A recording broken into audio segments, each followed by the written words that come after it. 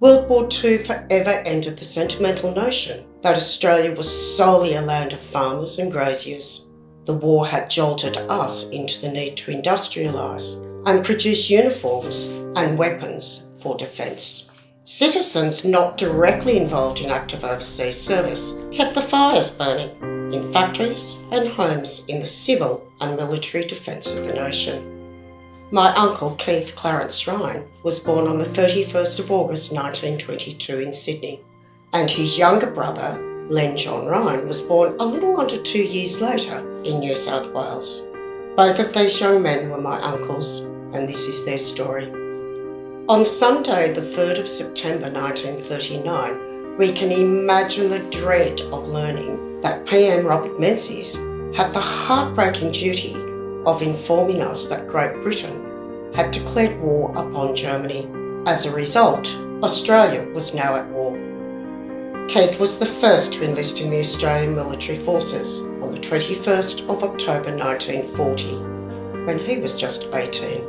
Upon turning 20 years of age, Keith transferred to the WWII, commonly known as the RAF, where he became a pilot officer and navigator. After basic and jungle warfare training, Len enlisted in the AMF on the 15th of May 1942 at the age of 18 years. Len was transferred to the Australian Infantry Force in 1943. He became part of the 2nd 3rd Australian Independent Company and was signed to the newly formed 2nd 3rd Commando Squadron. This is known as the SAS today. Len also played in the 2nd 3rd Commando Squadron rugby team. Both brothers served in Southeast Asia Theatre of War, both in Balikpapan at the same time in 1945. A sudden, unexpected and disorganised peace was declared in the Pacific on the 15th of August 1945. After flying with his pilot in the Mosquito aircraft to Richmond Air Base from Papua New Guinea, Keith had been demobilised from the RAAF, and Len had been admitted to a casualty clearing station in Borneo. The Ryan family back home in Australia were unaware of Len's exact whereabouts.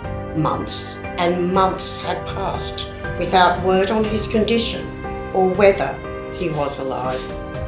Len's father, Jack Ryan, my grandfather, would go down to the Woolloomooloo docks any time a ship was due to come in.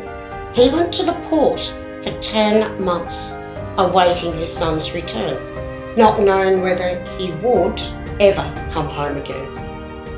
A photographer from one of the Sydney newspapers was at the Woolloomooloo docks on the 16th of June 1946 when the Katoomba sailed in.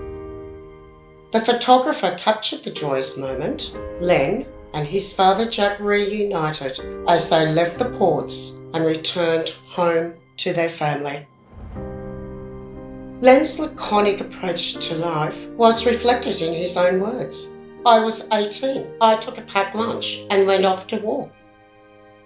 When offered a promotion, Len replied, I don't want to leave my mates.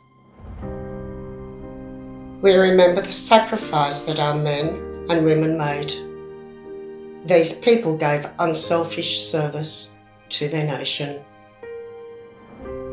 lest we forget.